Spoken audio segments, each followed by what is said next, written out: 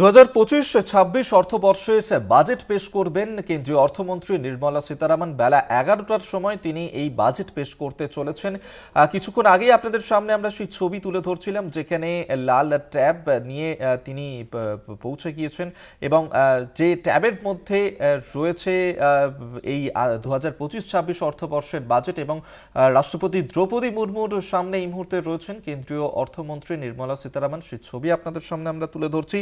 নরেন্দ্র মোদী সরকার তৃতীয়বার ক্ষমতায় আসার পর প্রথমবার পূর্ণাঙ্গ বাজেট এবার পেশ হতে চলেছে, যেখানে ক্ষুদ্র শিল্প থেকে রেল, প্রতিরক্ষা থেকে শিক্ষা, কোন কোন ক্ষেত্রে কি কি ঘোষণা করবে কেন্দ্রীয় সরকার, অবশ্যই সেদিকেই নজর থাকছে। এবং আজকের এই বাজেট সেই বাজেট সংস্কারের বাজেট হবে নাকি জনমোহিনী বাজেট হবে, নাকি ভারসাম্য থাকবে আজকের এই বাজেটে, সেদিকেই নজর রয়েছে। কারণ একাধিক প্রত্যাশা থাকছে কেন্দ্রীয় বাজেটকে কেন্দ্র করে।